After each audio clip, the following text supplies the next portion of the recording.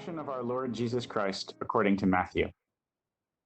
When Jesus had finished saying all these things, he said to his disciples, "You know that after 2 days the Passover is coming, and the Son of Man will be handed over to be crucified." Then the chief priests and the elders of the people gathered in the palace of the high priest, who was called Caiaphas, and they conspired to arrest Jesus by stealth and kill him. But they said, Not during the festival, or there may be a riot among the people. Now while Jesus was at Bethany in the house of Simon the leper, a woman came to him with an alabaster jar of very costly ointment, and she poured it on his head as he sat at the table. But when the disciples saw it, they were angry and said, Why this waste? For this ointment could have been sold for a large sum, and the money given to the poor. But Jesus, aware of this, said to them, "Why do you trouble the woman? She has performed a good service for me. For you always have the poor with you, but you will not always have me. By pouring this ointment on my body, she has prepared me for burial. Truly I tell you, wherever this good news is proclaimed in the whole world, what she has done will be told in remembrance of her." Then one of the 12, who was called Judas Iscariot, went to the chief priests and said, What will you give me if I betray him to you? They paid him 30 pieces of silver, and from that moment he began to look for an opportunity to betray him. On the first day of unleavened bread, the disciples came to Jesus saying, Where do you want us to make the preparations for you to eat the Passover? He said, "Go into the city to a certain man and say to him, 'The teacher says, my time is near. I will keep the Passover at your house with my disciples.'" So the disciples did as Jesus had directed them, and they prepared the Passover meal. When it was evening, he took his place with the 12, and while they were eating, he said, "Truly I tell you, one of you will betray me." And they became greatly distressed and began to say to him, one after another, Surely not I, Lord. He answered, "The one who has dipped his hand into the bowl with me will betray me. The Son of Man goes as it is written of him, but woe to that one by whom the Son of Man is betrayed. It would have been better for that one not to have been born." Judas, who betrayed him, said, Surely not I, Rabbi. and Jesus replied, "You have said so." While they were eating, Jesus took a loaf of bread, and after blessing it, he broke it, gave it to the disciples, and said, "Take, eat. This is my body." Then he took a cup, and after giving thanks, he gave it to them, saying, Drink from it, all of you, for this is my blood of the covenant, which is poured out for many for the forgiveness of sins. I tell you, I will never again drink of this fruit of the vine until that day when I drink it new with you in my Father's kingdom. When they had sung the hymn, they went out to the Mount of Olives. Then Jesus said to them, You will all become deserters because of me this night. For it is written, I will strike the shepherd, and the sheep of the flock will be scattered. But after I am raised up, I will go ahead of you to Galilee.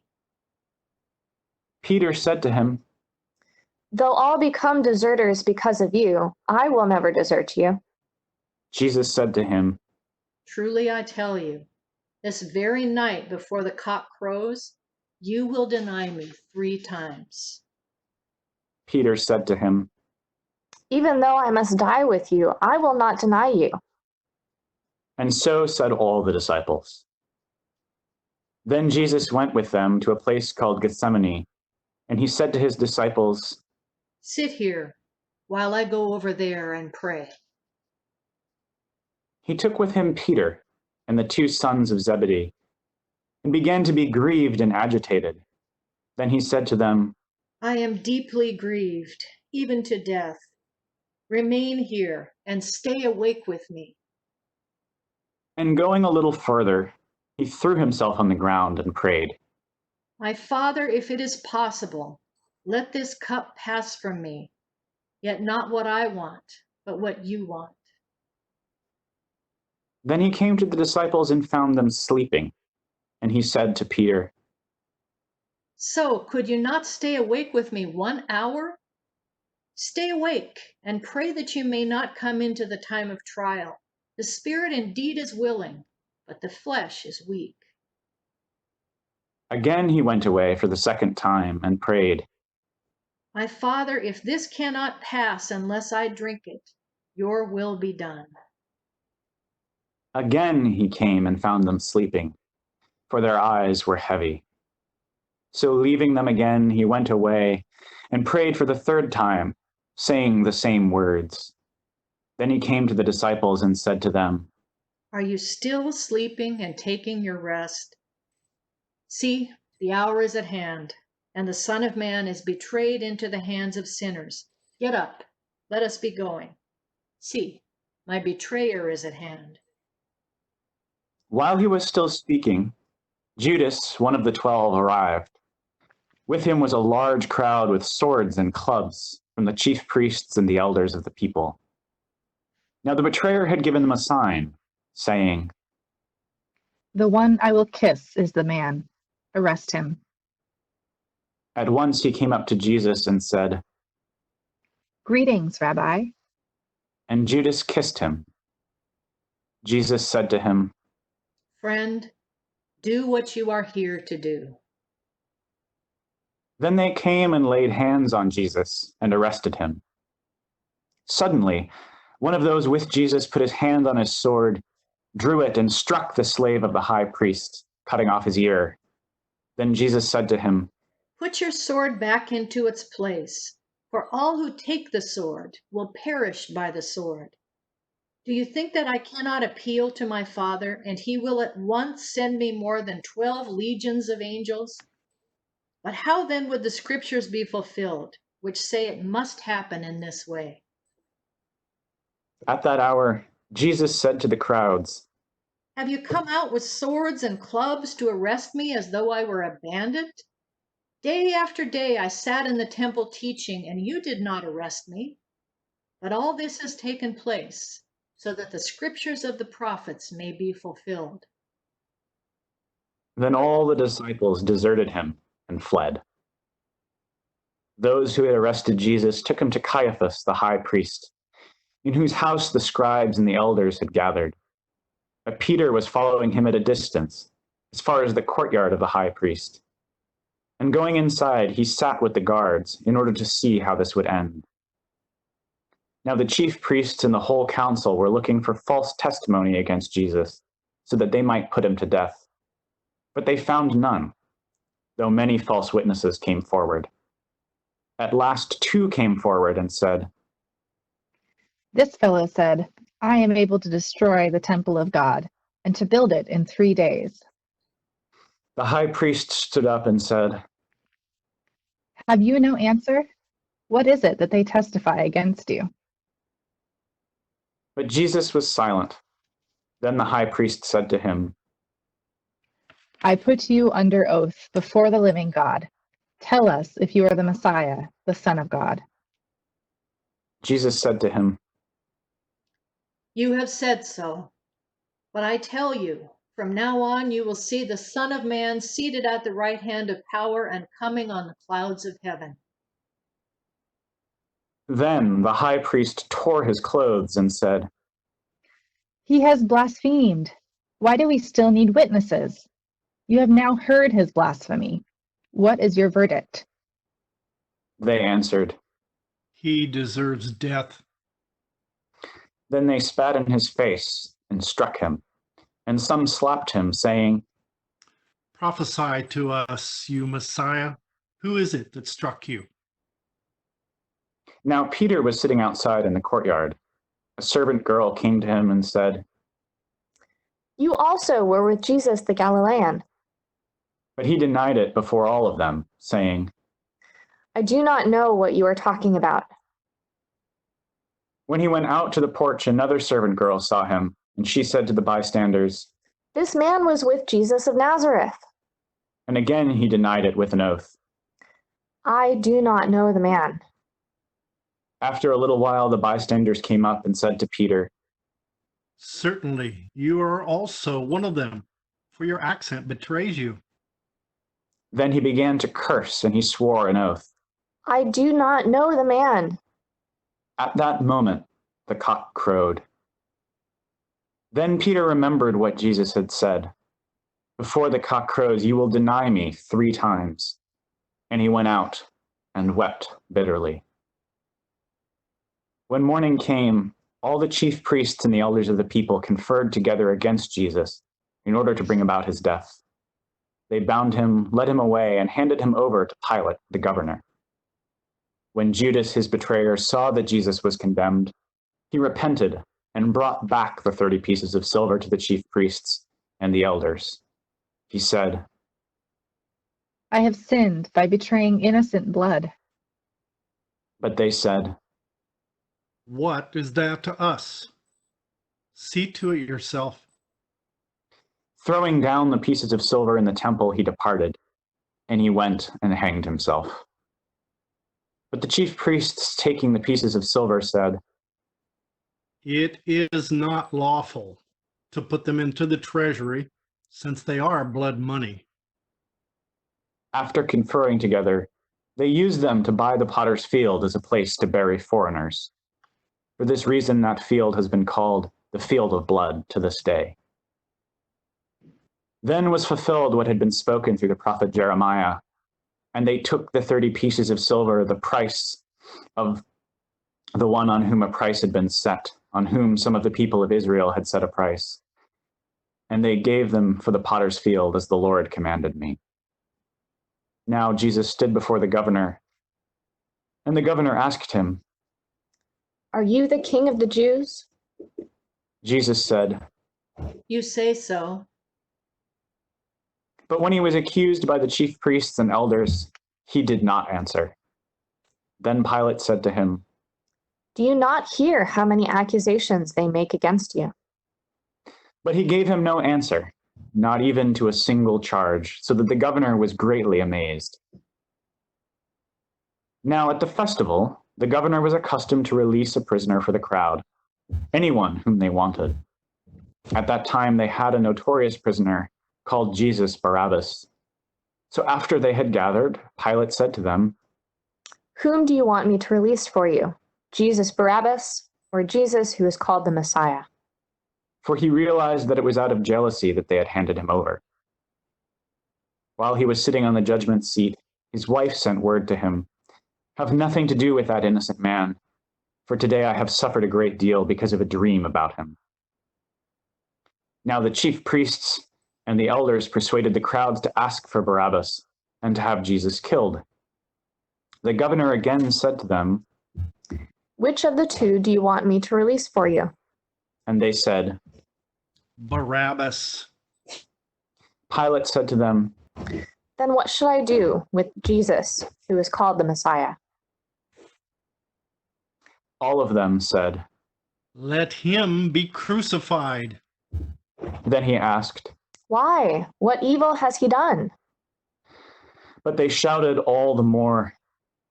Let him be crucified. So when Pilate saw that he could do nothing, but rather that a riot was beginning, he took some water and washed his hands before the crowd, saying, I am innocent of this man's blood. See to it yourselves. Then the people as a whole answered, His blood be upon us and on our children. So he released Barabbas for them, and after flogging Jesus, he handed him over to be crucified. Then the soldiers of the governor took Jesus into the governor's headquarters, and they gathered the whole cohort around him. They stripped him and put a scarlet robe on him, and after twisting some thorns into a crown, they put it on his head. They put a reed in his right hand and knelt before him and mocked him, saying, Hail, King of the Jews. they spat on him and took the reed and struck him on the head.